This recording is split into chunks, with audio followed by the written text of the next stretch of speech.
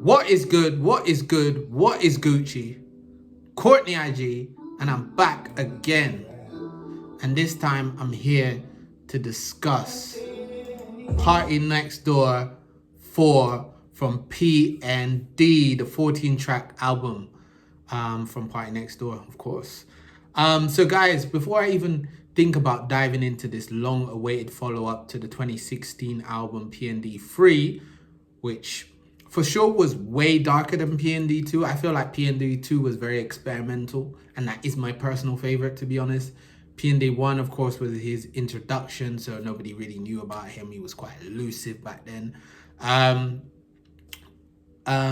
feel like PND 3, we did get commercial hits. We got the likes of Come See Me, Not Nice, and then the reggae, lovers rock, rubber dub vibes of Only You, which is a personal standout for me. I think one of the biggest standouts of the album, because then I really got to see and feel that sense that Party Next Door has that Jamaican elements to him. I know he did other, songs, I can't even remember, Run Up, and all of those other songs where he's pulling into that reggae kind of dancehall flavor, but I feel like Only You was the biggest cut, obviously, on that album PND 3.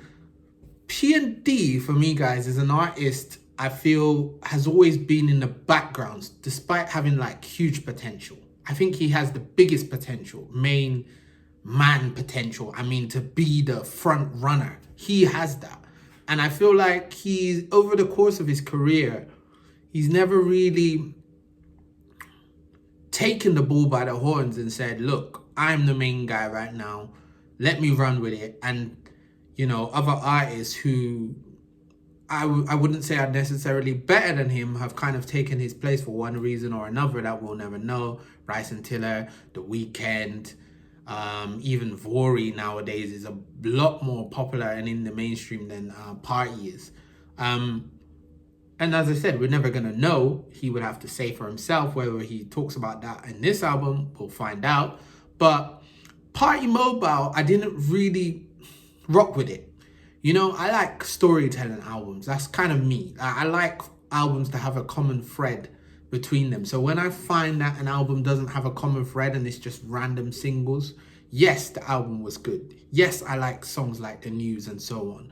And if you want to get into my review, you can go on to inspirerich.com. But I felt like it just, I don't know, I just didn't get it. I didn't get the title. I didn't get the thread of the songs. I just didn't get all of it, to be honest. And yeah, I'll put my links to PND 3 review and Party Mobile review if you want to go back and read that. So without further delay, let's get into this album. So the album builds up with the slow, sensual, steamy vibes of Control. Party is complemented here by the dark, moody production, which I guess he must have done. And he skips all the small talk and brings us into the depths of lust. And the indulgence into casualness continues from the outside of Control into Lose My Mind, which samples DMX. Very interesting, that use of that sample, because Party Up is obviously a high energy song, high vibe song. And for him to have that as a sample and completely flip the feeling, yes, it does have one angle where it's like exasperated relationship by drugs and Molly and all of that, like, and the restraint it's really like, I'd say like a juxtaposition, like a contradiction. Like one side it's like high energy Molly, I can't control you, like, and then on the other side it's like slow burning tempo wise, and conflictive. It's like an overwhelming desire for something solid outside of the uncertainty that comes with all of these like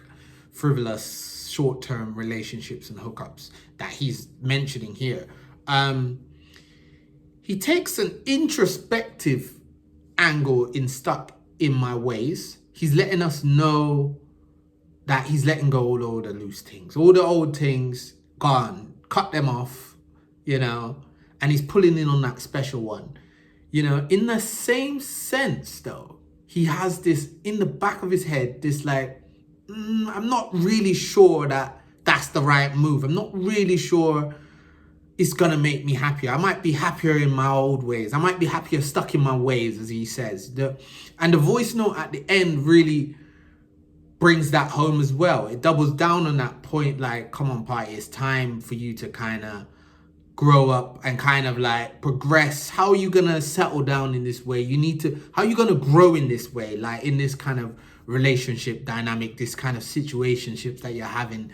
Like, it's just disposable. Like, you need to truly evolve. And I feel like, of course, that must be for somebody significant, for him to have that in there. But either way, it helps to bring home the message. I understand what comes after in the celebratory nature of Cheers and Make It to the Morning. I get it. It's almost like now he's taken on board the advice, he's taken on board the voice note, and he's really like taking that and saying, all right, I've got this loving relationship, I'm enjoying it, it's fun, it's exciting, it's so great. But it's like, I kind of wanted him to stay a bit longer in that darker space production wise, and let him build into that feeling of having No Chill just before Cheers and Make It to the Morning would have been nice, because No Chill is a bit slower, a bit more gradual in the build up, and No Chill sees Party exploring the depths of connection that he has with this girl, going below the surface level affection. The lyrics paint a picture of luxury, diamonds, experiences, but also that dynamic of exclusivity, that dynamic of privateness, that admiration for the star of the show. It's again like a continuation of the overall sense of living large but craving something real. It's like craving to get that real woman, you know? Yes, reference to the song later in the album. So her old friends counters that feeling of frustration, and it centers, around that feeling of frustration and anger, you know? If you...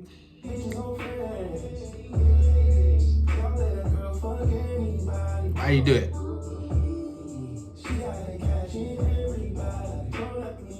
Everybody. Yeah, so that's basically, it centers around that frustration, disappointment in his ex and her friends that have really brought her down. And now he has that feeling of betrayal and regret. She stepped outside of the relationship and he can't even think about taking her back. That's basically what he's saying. It's completely her fault and it's broken.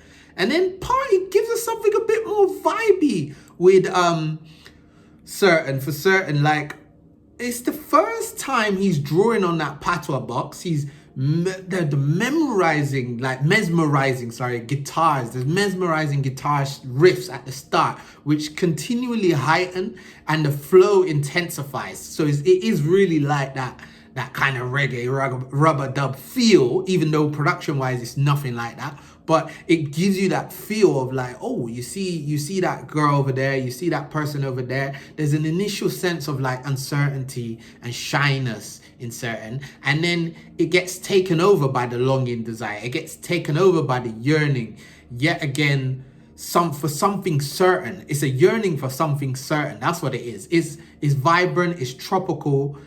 I can't work out if it's a longing for a new girl or it's a longing for the old one that he's kind of cut off, you know, but then it kind of feels like it could be a new one, because it's like, sorry, but I'm outside comes later. So but Family, for me, guys, is the interesting one, because it's the first song on the album which gives us that feeling of survivor's guilt. I don't think I've really ever heard Party talk about survivor's guilt.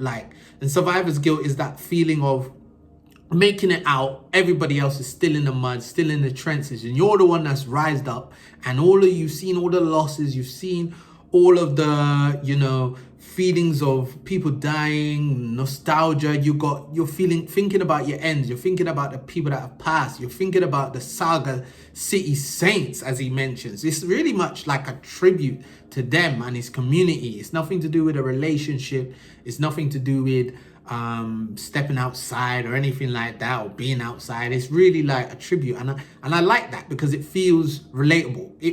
I mean, for the most part, the album is relatable to whoever it relates to, but I like that one because it's more universally relatable. Let's put it that way. So this felt like a modern day Gen Z. Let's not even put a Gen Z on it. Let's say it just feels like a modern day problem. Like so much accessibility, so much swipe left, swipe right, swipe left, swipe right, that we're overwhelmed with choice. And you can't even see the roses in the garden. That doesn't even apply purely to relationship dynamic, but just in terms of, how fast and accessible everything is nowadays. I actually respect how Party structured the album. It felt like it was a story opposed to random songs. Even like, though you could say PND 2, which I say is my favorite, is like that, I liked how it wasn't like that here. And Party Mobile is that random style. So I feel like this is definitely an improvement on that. And I like how he kind of built in a whole relationship story and let us kind of be along the way in the journey. It did get a bit repetitive though, guys. It did feel a little bit constrained by his writing capabilities. Not to say he's not an excellent writer. He's an amazing writer, proven by the stuff he does for Drake and so on, and the stuff in the past. But it just didn't feel that inspired. Like, he didn't feel like he's wanted to push the boundaries sonically, or like the descriptions were just the same descriptions that he's given in other songs. It kind of like blended into one. And this made me again feel still like PND 2 is the best one because he pushed the sonic boundaries there. He did some house flips. He did some other flips, like did some other bends with his voice and his tone. And I didn't feel that here. I just felt like he was in a pocket. It was safe. Maybe these are songs that have been sitting in the vault for a while and he just dropped them and he gave it to us. And fair enough, he gave us an album, but did he give us an album which warrants that to explain, not even warrants, that explains where he's been for so long, what's been going on in his head, or does all of this apply to him? Maybe that's the point that I'm missing. All of this may be his life. Maybe this is what he's been going through, why he's been away. I just don't know. But it didn't really break any boundaries. It didn't really break my like excitement. I'm like, wow, like yeah, aha moment, or whatever you want to call it. So overall, I think it was clear, clear. It's clear to me what him and Drake would do, because I feel like Drake obviously would take over the rapping parts. Party's just going to provide the choruses. Okay, but what are we really going to get below surface level? This is what I don't know. So yeah, I don't know if he's playing with his nose now and all of that stuff. We're not even here for anything like that. But he's releasing music. Hopefully he's in a better space. And yeah, it was cool. It just didn't feel personable enough. I didn't feel like I really got an insight into his struggles, but maybe implicitly he was talking about himself. Top 3, No Chill, Family, Stuck in My Ways. I'm going to give this one, I'm going to say a 7 out of 10. It was cool. It was good. It was cool, but it wasn't like anything that just makes you go, ooh, I got to go for this one. But in terms of I wouldn't even say a 7, I'm going to go 6.8. Final score, 6.8 out of 10. It was cool, but it wasn't good enough for what I expected. For a PND series, not good enough for me. So yeah, guys, you know what to do. Like, comment, subscribe, inspire, enrich,